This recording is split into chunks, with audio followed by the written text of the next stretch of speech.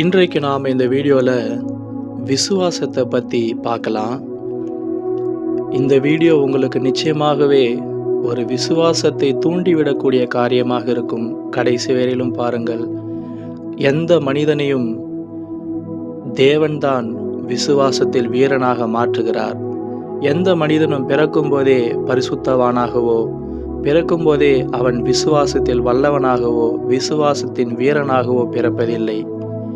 தேவன்தான் ஒரு மனுஷனை விசுவாசத்தில் வல்லவனாக, விசுவாசத்தின் வீரனாக மாற்றுகிறார்.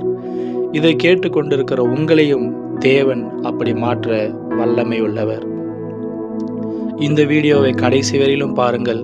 கடைசியாக நான் உங்களுக்கு ஒரு ரகசியத்தை சொல்லுகிறேன். நாம் இந்த வீடியோக்குள்ள போகலாம். முதலாவது, விசுவாசம் என்றால் என்ன என்று உங்களுக்கு நான் எளிமையாக சொல்லுகிறேன். வசனங்களை சொல்லாமல் அதனுடைய அர்த்தத்தை மட்டும் நான் உங்களுக்கு சொல்லுகிறேன். என்னுடைய நோக்கம் எப்படியாவது உங்களுக்கு புரிய வைக்க வேண்டும் என்பதுதானே ஒழிய வசனங்களை கரெக்டாக குறிப்பிட்டு சொல்லுவது என்னுடைய நோக்கம் அல்ல. எபிரேயர் 11ஆம் அதிகாரம் விசுவாசத்தை பற்றி சொல்லுகிற ஒரு அதிகாரமாக இருக்கிறது. அந்த அதிகாரத்தில் முதல் வசனத்தின்படி விசுவாசம் என்றால் என்னவென்றால் நம்ப வேண்டிய உண்மைகள் என்று பொருள். இன்னும் உங்களுக்கு எளிமையா சொல்ல போனா, தேவன் ஒரு மனுஷனுடைய ஆரம்பத்திலிருந்து முடிவை வரையும் பார்க்கக்கூடியவராக இருக்கிறார். ஆனால் மனிதர்களாகிய நமக்கோ எந்த மனுஷனுடைய முடிவையும் இப்போதே பார்க்க முடியாது. ஆனால் விசுவாசம் இப்பொழுதே பார்க்கக்கூடிய தன்மை உள்ளது. எனவே ஒரு மனிதனிடம் தேவன் சொல்லுகிற வார்த்தைகளை அவன் அப்படியே நம்புவதுதான் விசுவாசம். உதாரணமாக, ஆபிரகாம் இடத்தில தேவன் சொன்னார் பாருங்கள், நான் உன்னை திரளான ஜாதிகளுக்கு தகப்பனாக்குவேன் என்று ஆண்டவர் ஆபிரகாமை பார்த்து சொன்னார். அந்த நேரத்தில் ஆபிரகாமுக்கு குழந்தையே கிடையாது. அவனுக்கு ஒரு மகன் பிறப்பதற்கு 25 வருஷங்கள் ஆச்சு ஏறக்குறைய. அப்போ அவன் ஆண்டவர் சொன்னதை அப்படியே நம்பி, அந்த வாக்கு தத்தத்தை, அந்த பிராமிஸை அப்படியே நம்பி தேவனை மகிமைப்படுத்தினான்னு வசனம் சொல்லுது. நம்பிக்கைக்கும் விசுவாசத்துக்கும் என்ன வித்தியாசம் தெரியுமா? நம்பிக்கைன்றது என்னைக்கோ ஒரு நாள் எனக்கு கண்டிப்பா கிடைக்கும் அப்படின்றது நம்பிக்கை. ஆனா விசுவாசம் என்பது இப்பொழுதே எனக்கு கிடைக்கும் என்றதுதான் விசுவாசம். நீங்கள் 1 கொரிந்தியர் 13ஆம் அதிகாரத்துல கடைசி வசனத்துல பாருங்க, இப்பொழுதே விசுவாசம் அப்படின்னு இருக்கும். அது மட்டும் இல்லாம நீங்க எபிரேயர் 11ஆம் அதிகாரம் 1ஆம் வசனத்துல நீங்க பார்த்தாலும், ஆங்கிலத்துல பார்த்தீங்கன்னா அதுலயும் இப்பொழுதே அப்படின்னு தான் தொடங்கும். இதுல இருந்து நமக்கு என்ன தெரியுதுன்னா, விசுவாசம் என்பது இப்பொழுதே என்ற உணர்வு தான். தேவன் எனக்கு இப்போதே செய்வார் அப்படின்றதுதான் விசுவாசம். உதாரணமாக, ஆண்டவர் உங்களிடத்துல ஒரு வசனத்தை பேசும்போது எனக்கு இப்போதே அதை தேவன் செய்ய வல்லவராக இருக்கிறார் என்பதுதான் விசுவாசம். நம்பிக்கை என்பது என்றைக்கோ ஒரு நாள் எனக்கு செய்வார் என்பது நம்பிக்கை. இதுல உங்களுக்கு விசுவாசம்னா என்ன, நம்பிக்கைனா என்னன்னு டிஃபரன்ஷியேஷன் கரெக்டா புரிஞ்சிருக்கும்னு நினைக்கிறேன். அடுத்ததா, விசுவாசத்தை எப்படி நாம பெற்றுக்கொள்வதுன்னு சொல்றேன், கவனமா கேளுங்க. பைபிள் சொல்லுது, விசுவாசம் கேள்வியினால் வரும், கேள்வி வசனத்தினால் வரும்னு சொல்லுது. உங்களுக்கு விசுவாசம் வர வேண்டுமானால் நாம் என்ன செய்யணும்னா, அதிகமா நம்ம பைபிள் படிக்கணும், அதிகமா ஆண்டவருடைய வார்த்தைகளை கேட்கணும். மற்றவருடைய ஜீவியத்துல தேவன் செய்த நன்மைகளை, சாட்சிகளை நாம கேட்கும்போது நமக்கு விசுவாசம் வரும்.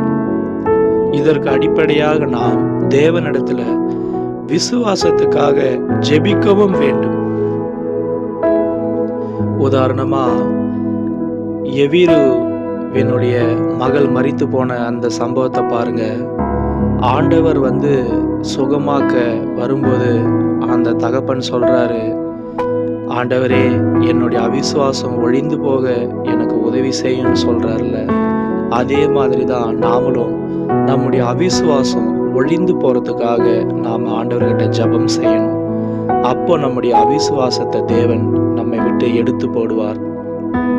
அடுத்ததாக விசுவாசத்தை எப்படி பாதுகாக்கிறதுன்னு பார்க்கலாம். இதை நான் உங்களுக்கு ஒரு கதையை போல சொல்ற, கவனமா கேளுங்க.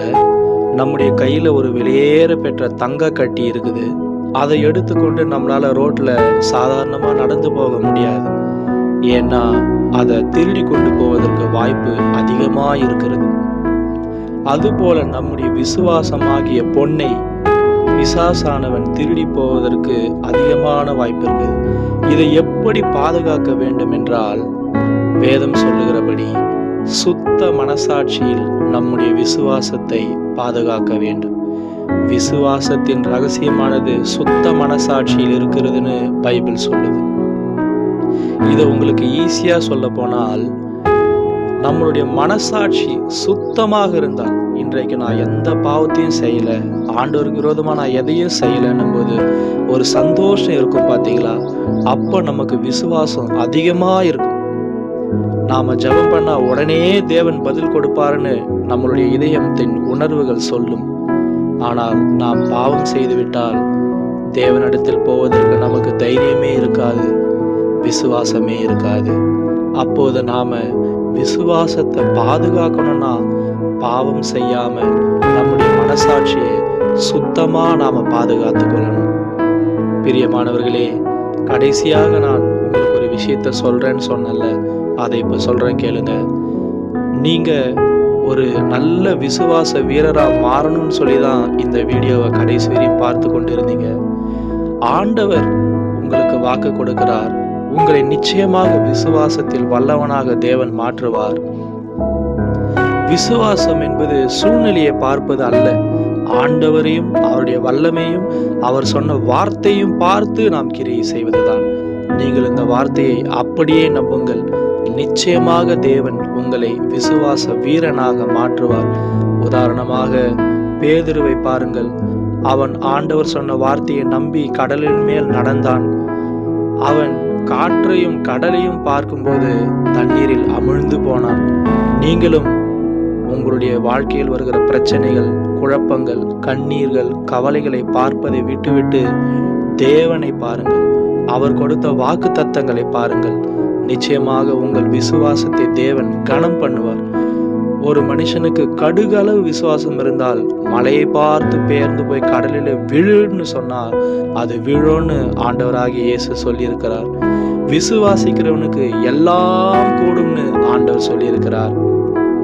கடைசியாக உன் விசுவாசத்தின்படியே உனக்கு ஆக கடவுது என்றும் ஆண்டவர் சொல்லியிருக்கிறார். நீங்கள் இன்றைக்கு ஆண்டவரை எந்த அளவிற்கு விசுவாசிக்கிறீர்கள் என்று எனக்கு கமெண்டில் சொல்லுங்கள். நிச்சயமாகவே உங்களுடைய விசுவாசத்தை தேவன் கனம் பண்ணுவார். உங்களுடைய சூழ்நிலைகள் எல்லாம் மாறி போகும். உங்கள் விசுவாசம் தேவனுக்கு மிகவும் பிடித்திருக்கிறது. நாம் விசுவாசமாய் ஜீவிக்கும் போது நாம் தேவனுக்கு பிரியமானவர்களாய் இருப்போம். நம்மை தேவன் அதிகமாய் நேசிக்கிறார்.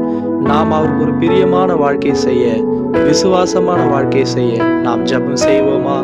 கண்களை மூடுவோம். அன்பான பரலோக பிதாவே, உம்முடைய நாமத்தை நன்றியோடு நாங்கள் ஸ்தோத்திரிக்கிறோம்.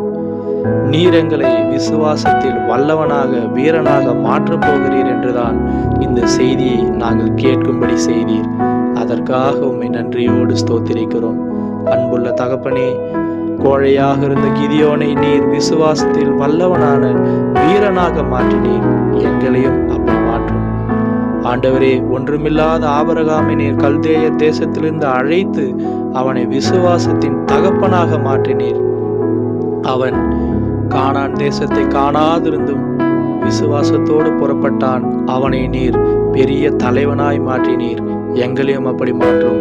எங்களுடைய சூழ்நிலைகளை நாங்கள் பார்த்து பேதுருவை போல தண்ணீரில் அமிழ்ந்து போகாமல் உம்மையே நாங்கள் பார்த்து நாங்கள் ஜெயம் பெற விசுவாசத்தில் வல்லவர்களாக எங்களுக்கு உதவி செய்யும். எல்லா பிரச்சனைகளையும் மாற்றி போடும். நாங்கள் உம்மை விசுவாசிக்கிறோம். எல்லாவற்றுக்கும் மேலாக உம்முடைய ரகசிய வரியிலே நாங்கள் காணப்பட எங்களுக்கு கிருபை செய்யும். எல்லாவற்றையும் அன்புள்ள ஆண்டவராகிய இயேசு கிறிஸ்துவின் நாமத்தில் வேண்டிக் கொள்ளுகிறோம் பரலோக பிதாவே. ஆமேன், ஆமேன். பிரியமானவர்களே, இந்த செய்தி உங்களுக்கு ஆசீர்வாதமாக இருந்தால் மற்றவர்களுக்கும் இதை பகிருங்கள்.